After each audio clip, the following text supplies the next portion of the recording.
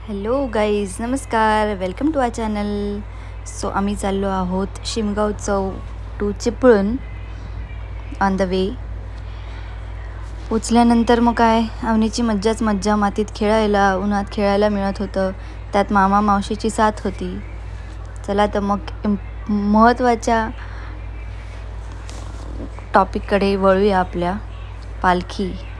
पालखी म्हणजे कोकणी माणसाचं सुख.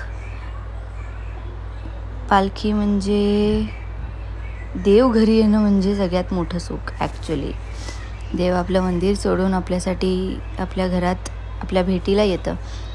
तसं तर म्हणाल गणपतीही येतात आपल्या भेटीला, पण नाही, हे जे आहे देव भेटीला येणं हे काहीतरी वेगळंच आहे. त्यात हे पालखी नाचवण्याचा कार्यक्रम जो होतो तो तर अंगावर अक्षरशः शहारा आणणारा असतो. प्रत्येकाच्याच चेहऱ्यावर जो आनंद असतो म्हणजे पालखी खांद्यावर नाचवणाऱ्यांच्या पासून पालखी नाचताना बघणाऱ्यांच्या जो आनंद असतो, जो उत्साह असतो, तो खरंच व्यक्तच करू शकत नाही, कोणीच व्यक्त करू शकत नाही. ही आमची चारगावची देवी आहे, रामवरदायनी, आणि त्याबरोबर केदार देवता पण आहे त्याच्यात. सो येस,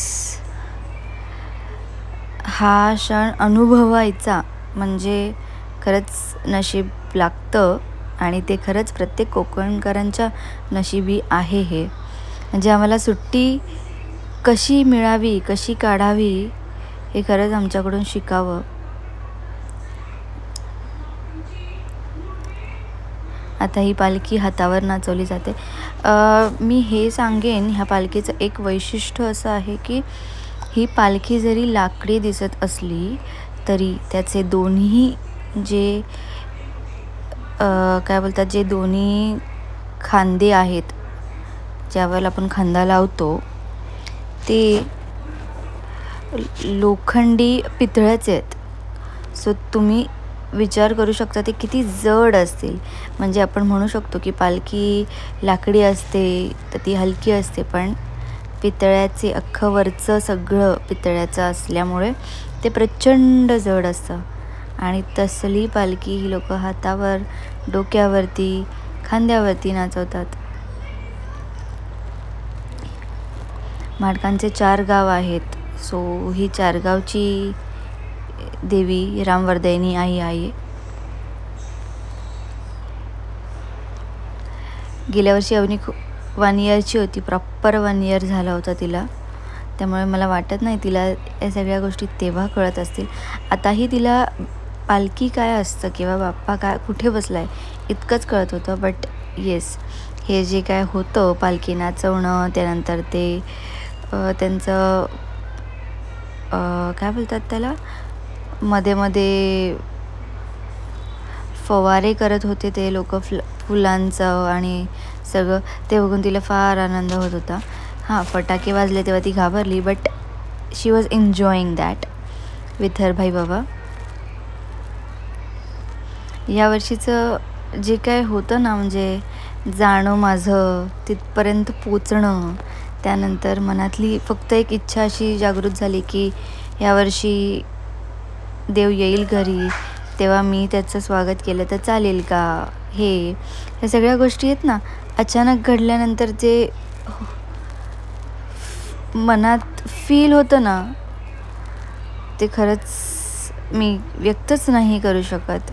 या सगळ्या गोष्टी अशा मी मांडल्या देवासमोर आणि देवाने माझ्या सगळ्या इच्छा पूर्ण केल्या, असा क्षण होता माझा ह्या वर्षीचा. सो अशा प्रकारे तिथे नाचल्यानंतर देव घराच्या उंबरट्यावरती आलेले आहेत. खरंच त्यांचे पाऊल उंबरट्यावर उठणं म्हणजे सुखच सुख. त्या देवाला गारणं घालण्यासाठी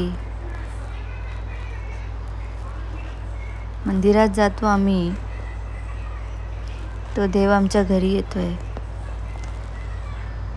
डोळ्यात प्रचंड पाण्या पाण्याने तवलेलं, पण तरी देव समोर उभा आहे ह्याच्याने जी येणारी बोलतात ना ताकद, की ह्यापुढे कुठलीच काही ताकद आपलं काहीच वाकडं करू शकत नाही.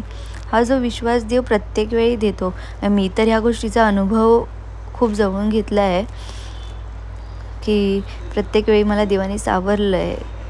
प्रत्येक वेळी मला देवाने म्हणजे डोळे उघडले आहेत, की ही वाट चुकीची आहे हे असं. त्यासाठी मी खरंच ऋणी आहे आणि खरंच खूप खूप धन्यवाद देवा. अशा प्रकारे आमचा शिमगोत्सव संपलेला आहे या वर्षीचा 2024मध्ये. चिपळूणचा शिमगोत्सव आवडला असेल चॅनलला सबस्क्राईब आणि व्हिडिओला लाईक करा.